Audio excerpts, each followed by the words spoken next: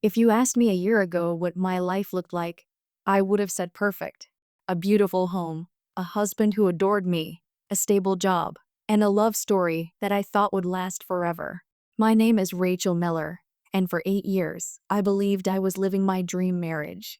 Ethan, my husband, was charming, thoughtful, and supportive. He always said I was the center of his world, and I believed him. But the truth? The truth was waiting in the shadows, quietly tearing apart everything I thought was real. It all began one chilly Friday evening. I had just returned home from work, exhausted but excited because Ethan promised a date night. We hadn't had one in weeks, but when I walked into the house, it was silent. No candles, no music, no Ethan. Ethan? I called out, setting down my purse. No answer. I checked the kitchen, empty. The bedroom, empty. His car was gone. It wasn't unusual for him to work late, but he always texted me. This time, there was nothing. I shrugged it off at first, but something in my gut twisted. That uneasy, crawling feeling that whispers something isn't right. Hours passed. I ordered takeout and tried to distract myself with a movie. Around 11:30, I finally heard his car pull into the driveway. He walked in wearing the same suit he'd left in that morning, but his tie was loose and his shirt wrinkled. "Hey," I said softly, trying to sound casual. "You forgot date night." He froze for a second, then gave a tired smile. "Oh babe, I'm so sorry. Work was a nightmare today.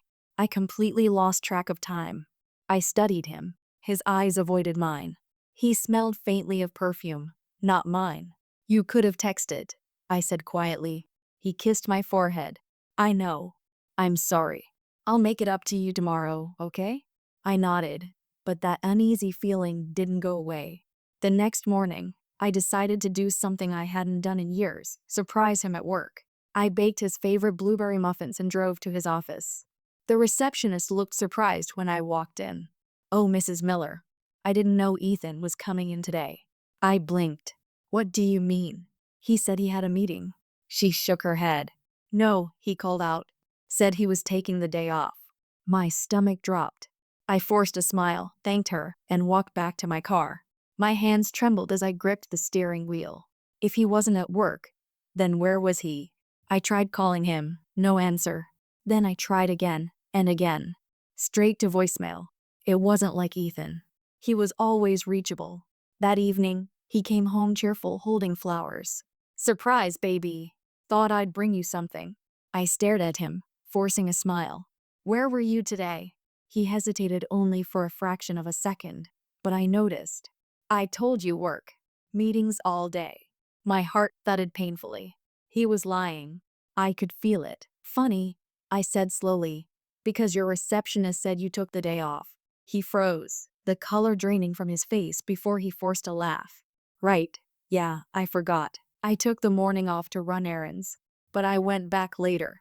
I didn't believe him, but I didn't push. Not yet, because something inside me whispered that this was just the beginning. That night, when he fell asleep, I checked his phone. I'd never done it before. I'd always believed in trust. But now trust felt like a luxury I couldn't afford. His phone was locked with a new passcode. He'd never used one before. My heart raced as I quietly returned it to the nightstand. I lay awake staring at the ceiling, wondering when our love had started slipping away. Over the next week, things only got stranger. He'd step outside to take calls. He started dressing better for work. And one night, I heard him whispering on the phone in the bathroom. I pressed my ear to the door. "Yeah, I'll see you tomorrow." "No, she doesn't suspect anything." My blood ran cold. I stepped back just as the door opened. He nearly jumped. "Rach." "Hey, couldn't sleep?" I forced a smile, pretending I hadn't heard a thing. "Just getting some water." But inside, I was breaking. The next day, I decided to follow him. I waited until he left for work, then grabbed my car keys. My hands were shaking, but my heart was set. He drove across town, not to his office, but to a cafe near the lake. He parked, got out, and walked toward a corner table. Sitting there was a woman. Long brunette hair, red lipstick, wearing a black dress that hugged her curves. They hugged. I couldn't breathe. He touched her face. She smiled at him like she knew every secret he'd ever told me. They laughed, leaned close, their hands brushing over each other's. It felt like watching my entire world shatter, piece by piece. I snapped a few photos with my phone. My hands were trembling so hard the pictures blurred, but they were enough. Enough to prove what I'd seen wasn't just in my head. When he came home that night, he kissed me like nothing had happened. I looked at him and thought, how long have you been lying to me? How long have you looked me in the eye while thinking of her? I wanted to scream. I wanted to throw the truth in his face. But instead, I stayed quiet, because for the first time in my life, I realized something. Ethan might have started this game, but I was going to end it. And I wasn't just going to expose his affair. No, I was going to expose something much darker, something that would make him wish he'd never lied to me. I thought catching his affair would break me, but what I discovered next made him tremble in fear. The next morning, I couldn't look at him the same way. Every smile, every word that left his mouth, it all felt fake now. But I had a plan. If Ethan thought he could lie to me and get away with it, he was about to learn how wrong he was. I spent that day pretending to be normal. I made breakfast, kissed him goodbye, told him I'd be working late. All while my mind was racing with one thought: find the truth. When he left, I went straight to his office. The same receptionist from before smiled at me. "Oh, Mrs. Miller, you're back again. Is Ethan expecting you?" I smiled sweetly. "Actually, I just need to drop off some documents for him. Do you know where he's sitting today?" She frowned, confused. "He's working remotely again this week. Said he'd be out of town for meetings." "Out of town?" I clenched my fists. "Right. I must have forgotten," I said, forcing a calm tone. As soon as I got back to my car, I checked our shared credit card statement. And there it was, 2 hotel charges in the past week, both in the same area near that cafe. I clicked on one, Suncrest Suites. The screen read, "A cheap place. Discreet. Perfect for an affair." That evening, I didn't confront him. Not yet. I needed to be smarter than that. So instead, I pretended. I smiled. I laughed at dinner. I listened to him talk about his meetings. But when he fell asleep that night, I quietly slipped out of bed and grabbed his phone. I'd been watching him unlock it for days, trying to catch the code. He always typed 0423. It was our anniversary date. The irony almost made me laugh. When it opened, I held my breath. His recent messages were clean, too clean. Not a single suspicious chat. But then I saw a hidden folder in his photo gallery labeled Work Docs. I opened it, and my heart nearly stopped. There were photos of her, the woman from the cafe. Her name popped up in one text. "Can't wait to see you again, Madison." Dozens of messages followed, photos, late-night meetups, love notes. But what froze me wasn't the affair itself. It was one message from Madison that said, "Are you sure your wife won't find out what you did with the money?" The money? My chest tightened. What money? I scrolled further and found another message from her. "You promised me half once it's done. Don't go back on your word." Half of what? The next morning, Ethan acted normal, cheerful, even. He kissed my cheek before leaving for work. I watched him drive away, gripping his phone in my hand. I had secretly cloned it using a sync app overnight. Every message he received, I'd get 2.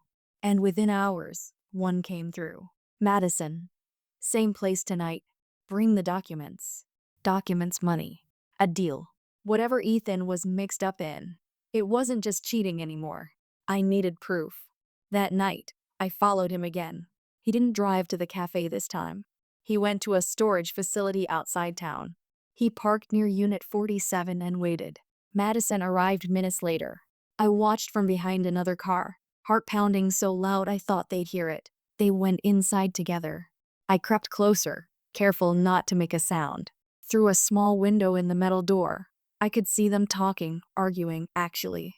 Madison's voice was sharp. "You promised me half, Ethan. I kept your secret. You owe me." Ethan hissed. "Keep your voice down.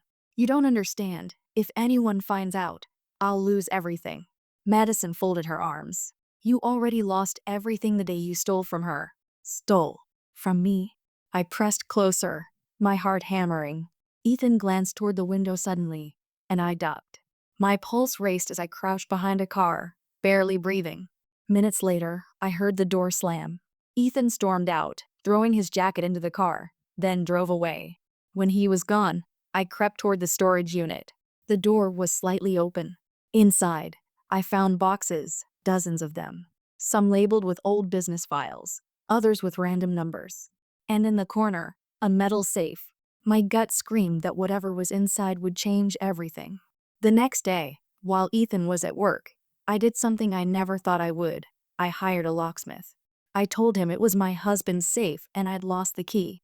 It took him 20 minutes to crack open. When the door swung open, I gasped. Inside were stacks of cash, old jewelry that looked like family heirlooms, and a folder labeled legal documents. I pulled out the folder and opened it. There it was. My name. My father's name. The name of the company my father had left me before he passed away. And the transfer papers. It showed that 6 months ago, Ethan had forged my signature and transferred the company's assets into his own account. He'd stolen everything. The cheating. The lies. They were just part of a bigger deception. He wasn't just betraying me emotionally. He'd been preparing to erase me financially too. I stood there, shaking, staring at the papers. He'd built his affair on my father's money, my inheritance, my life. And suddenly, I realized why Madison said, "You owe me half." He'd promised her part of my fortune. I took pictures of every document, stuffed them into my purse, and drove home. By the time Ethan returned that evening, I was sitting in the living room, waiting. Calm. Too calm. He smiled as he walked in. "Hey babe, you okay?" I looked up slowly. "Tell me, Ethan, what did you do with the company money?" He froze mid-step. "What are you talking about?" My phone buzzed. Another message from Madison had come through. "We need to finalize the deal soon. She can't find out." I looked him dead in the eyes. Too late. I already did. The color drained from his face. He stammered, "Rachel, I can explain." But before he could finish, I threw the folder onto the table. The forged documents, the photos, everything. His jaw tightened. "Where did you get that?" My voice was cold. "You should be asking yourself how much worse this is going to get for you." He swallowed hard, his confident act crumbling. And for the first time since I'd met him, I saw something in his eyes I'd never seen before. Fear. Ethan thought I was just the betrayed wife, but he didn't know I was about to expose a secret that could ruin his entire life. For a few seconds, Ethan and I just stared at each other across the living room. The tension was thick. He knew I knew, and I could see the panic slowly creeping into his eyes. Finally, he tried to speak. "Rachel, please. It's not what you think." I laughed bitterly. "You forged my signature, stole my father's company, and used the money to fund your affair. Please, tell me what part of that I'm misunderstanding." He ran a hand through his hair, pacing. "I didn't mean to steal from you. Things got complicated. I was in debt, Rachel. I didn't have a choice." My voice hardened. "You had every choice. You could have told me. You could have trusted me. But instead, you lied. You cheated. You betrayed everything we built." He looked desperate now, his voice trembling. "I was going to fix it. I was going to put the money back once the deal went through." "What deal?" I demanded. He froze. "What deal, Ethan?" I repeated, stepping closer. He clenched his jaw. "You wouldn't understand." I folded my arms. "Try me." He sighed, finally sitting down. "After your father died, the company was struggling. There were people interested in buying it out. Powerful people. Madison was one of them. She said she could help make it profitable again, but we needed to move fast. She offered to connect me with investors, but they wouldn't deal directly with you. They wanted someone with experience. So you stole my company?" "I borrowed it," he snapped. "You were too emotional after your dad's death. You weren't in the right state to handle negotiations." My hands shook. "You arrogant liar. You forged legal documents and made deals behind my back. And you call that helping?" He slammed his fist on the table. "I did it for us." I stared at him, my anger replaced with something colder. "No, Ethan. You did it for yourself. And now you're scared because you know I can destroy you." He went silent. For the first time, he looked small, powerless. Then, almost in a whisper, he said, "You don't know who you're dealing with, Rachel. Madison isn't just some woman I met. She's dangerous. She's connected to people who can ruin us both. I frowned. What are you talking about? He stood up, rubbing his temples. The investors she brought in, they're not exactly legitimate. If they find out I've been exposed, they'll come after me. After us. I didn't buy it. You expect me to believe that after all your lies? He looked me dead in the eyes. Believe whatever you want. But if you go public with those documents, you won't just be destroying me, you'll be putting yourself in danger too. I stared at him, trying to tell if it was fear or manipulation. Maybe both. Still, I wasn't backing down. Then you better start talking, Ethan. Tell me everything. He hesitated, then finally began to explain. Madison had approached him months ago at a corporate event. She knew about my inheritance and my father's company. She promised to help him expand it internationally if he gave her control of certain assets. When Ethan refused at first, she seduced him. And slowly, she started blackmailing him. She found out about my debts, he said, voice cracking. She said she'd ruin me if I didn't cooperate. So I signed those papers. I thought I could fix it before you ever found out. I felt sick. You thought wrong. She's not who she says she is, he continued. Her real name isn't Madison. She works for a group that launders money through small businesses. They've been using your father's company for it. My blood ran cold. So that's what this is really about. You handed them my father's legacy to cover your debts. He looked at me with pleading eyes. Rachel, I made a mistake. I'll fix it, I swear. But I'd heard enough. Fix it, I whispered. You can't fix this, Ethan. You can't fix betrayal. I turned away, trying to keep myself from breaking down right there. My whole life had become a web of deceit spun by the man I trusted most. That night, I packed a bag and left. I didn't tell him where I was going. I just walked out the door and didn't look back. But as I drove away, my phone buzzed. A new message from an unknown number. Unknown. You should have stayed out of this, Rachel. You have no idea who you're up against. My hands tightened around the steering wheel. Madison. It had to be her. I pulled over, shaking, staring at the message. My mind raced. If Ethan was telling the truth and Madison was involved in criminal activity, then I was no longer just a betrayed wife. I was a target, and I wasn't about to be anyone's victim. The next morning, I went to my lawyer, Samantha, a close friend of my late father's. She listened quietly as I told her everything. When I showed her the forged documents, she nodded grimly.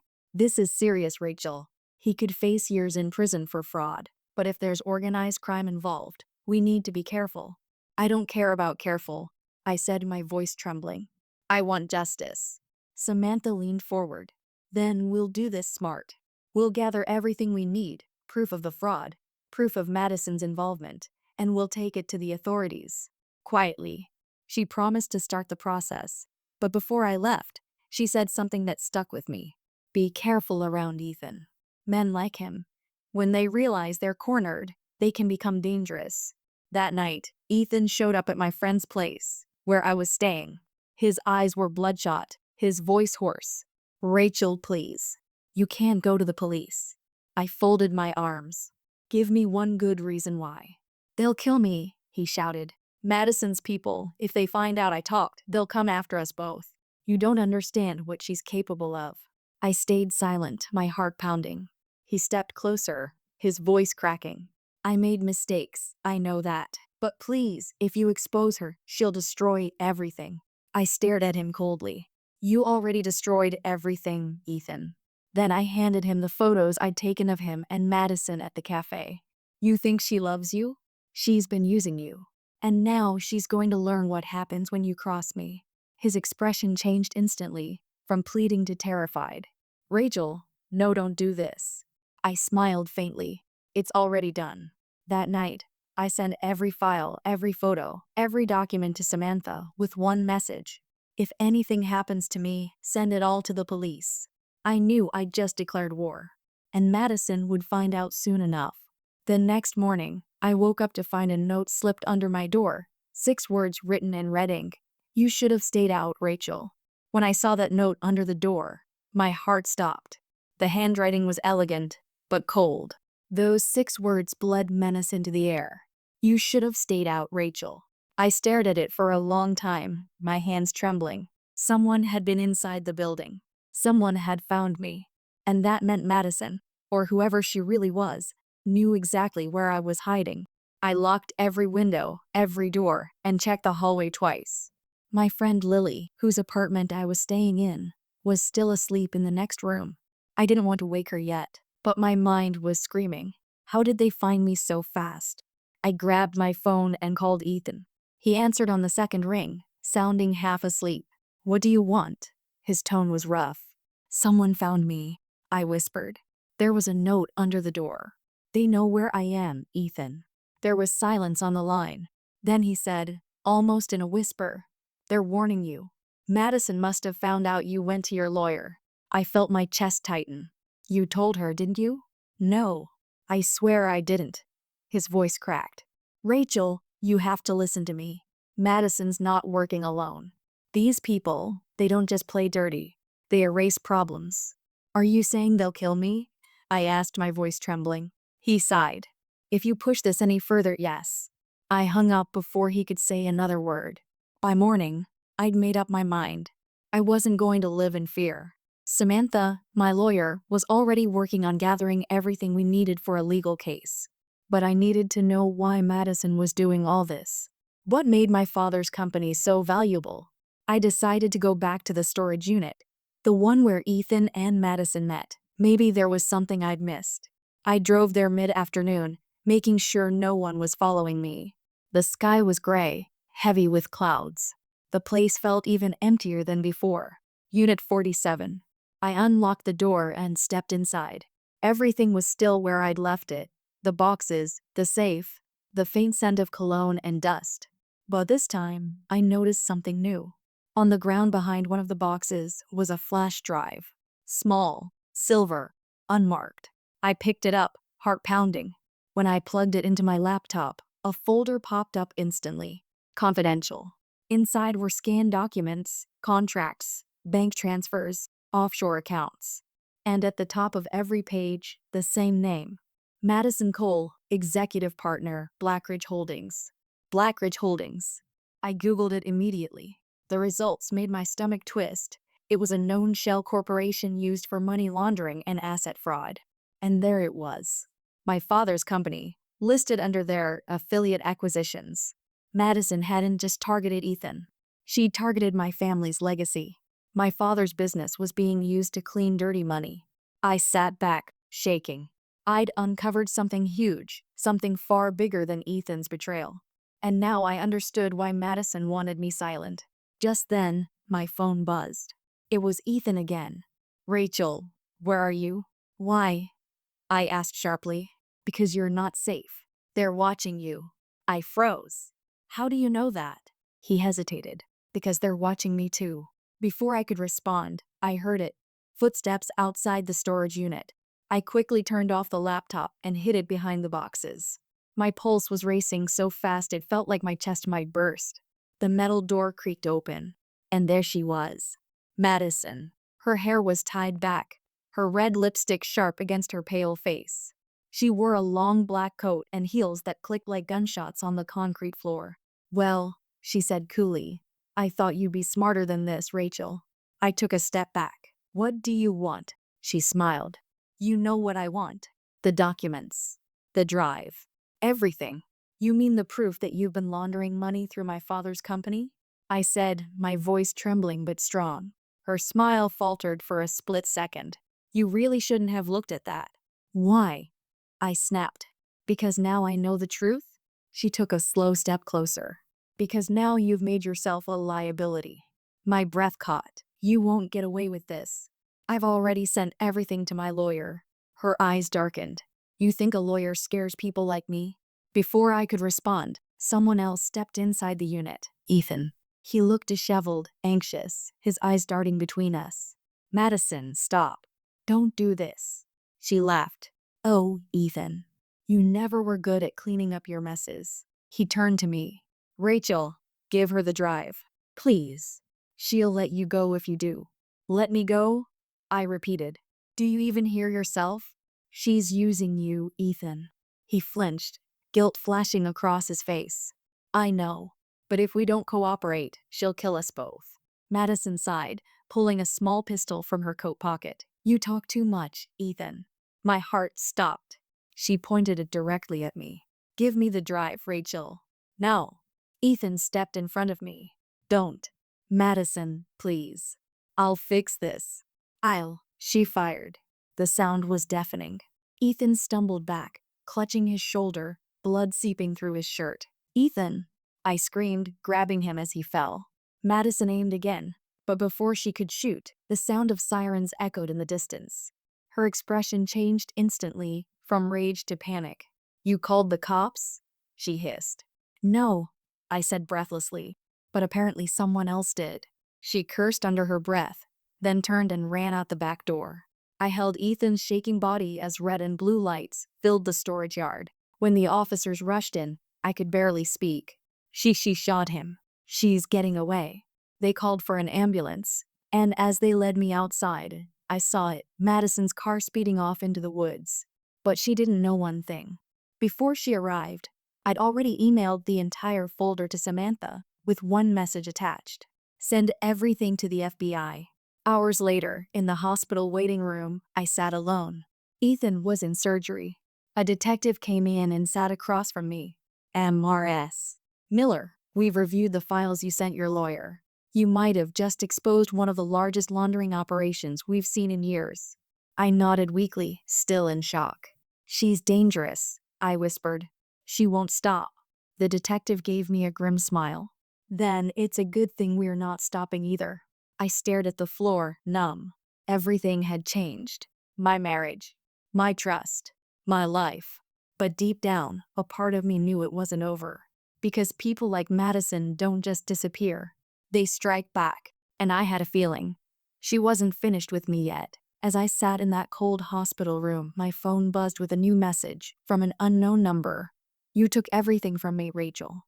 Now I'm coming for you. When I read that message, you took everything from me, Rachel. Now I'm coming for you. A chill ran straight through my bones. It wasn't just a threat, it was a promise.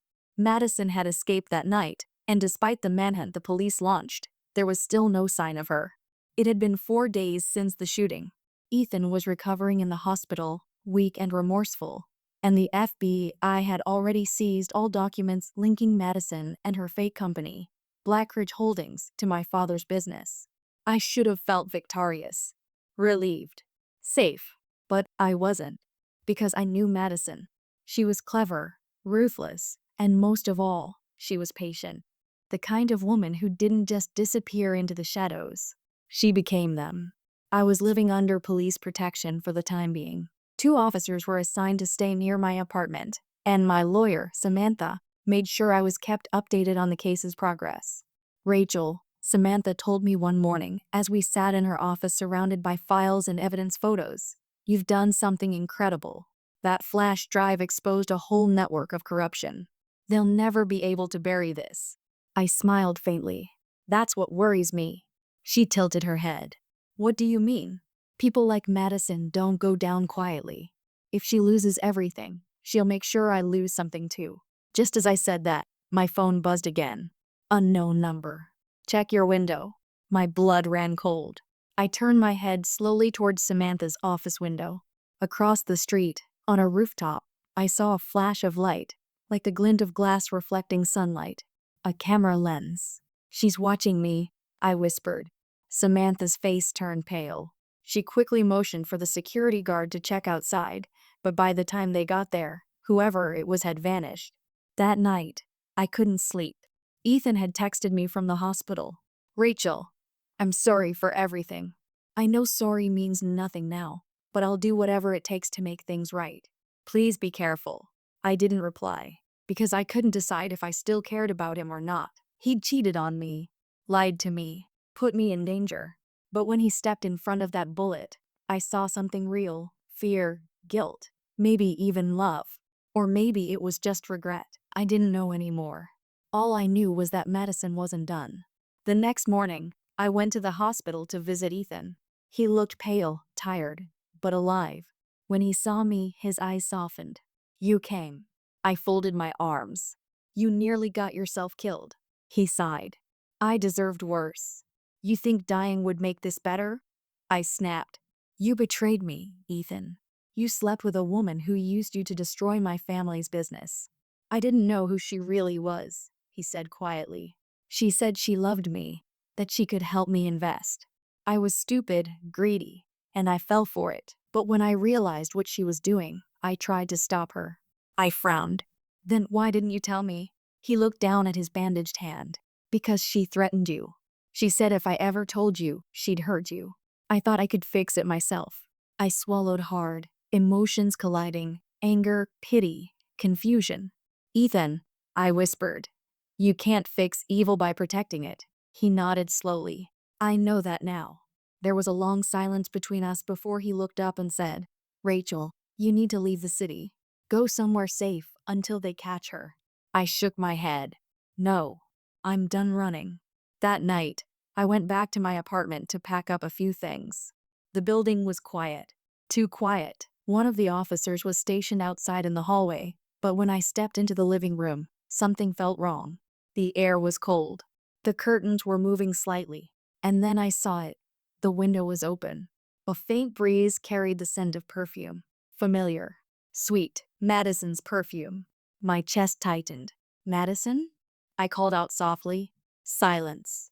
I took a step forward. The light flickered. The floor creaked. Then I saw her reflection in the mirror, standing behind me. Hello, Rachel. I spun around. She was holding a knife this time, not a gun, and her face was eerily calm. Why are you doing this? I demanded. You've already lost. The FBI is after you. She smirked. You think this is about money? About business? Then what is it about? I asked, voice shaking. Her eyes glimmered with something twisted, almost hatred. Your father ruined my family. 20 years ago, he took everything from us. My father died bankrupt, and my mother, well, she didn't last much longer after that. I stared at her, stunned. What are you talking about? His company stole from ours, she hissed. Blackridge wasn't always dirty. It was ours. He crushed us. And you, his perfect little daughter, got to live happily while we were left in the gutter. My throat tightened. So this was revenge? Yes, she said, stepping closer. I wanted to destroy you the way your father destroyed me. Her voice cracked. But I didn't expect to actually like Ethan. He was weak, but he was kind. It was supposed to be just a plan. Until it wasn't. I could see tears glistening in her eyes. Rage and sorrow tangled together. Madison, I whispered. You don't have to do this. Oh, but I do. She lunged forward, knife glinting in the dim light. But before she could reach me, a loud bang echoed through the room. She froze, then fell to the floor. Behind her stood Ethan, pale, limping, holding a police-issued gun. He'd followed me. I dropped to my knees, shaking, as Madison's eyes fluttered open one last time. You don't understand, she whispered, and then her head fell limp.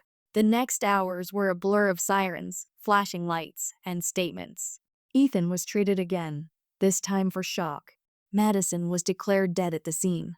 The FBI confirmed everything: her identity, her revenge motive, her involvement in laundering money and manipulating corporate records. It was finally over. Weeks later, I stood outside the courthouse, feeling the first warmth of spring sun on my face. Ethan came out behind me, wearing a sling. They cleared your father's name, he said quietly.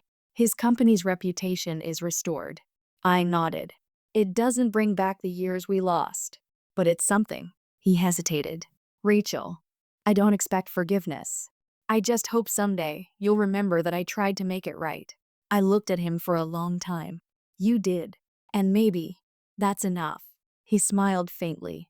Goodbye, Rachel. Goodbye, Ethan. As he walked away, I felt something lift off me, the weight of betrayal, pain, and fear. For the first time in a long time, I could breathe. That night, I sat alone on my balcony, watching the city lights. My life had burned down and rebuilt itself in a way I never expected. And though the scars would stay, they were proof that I survived. Madison's last words echoed in my head. You don't understand. Maybe she was right. Maybe none of us truly understood the depth of the pain we cause when we choose revenge over forgiveness. But I knew one thing for sure. I wasn't a victim anymore. I was the woman who exposed everything and walked away stronger. Final line. My husband cheated.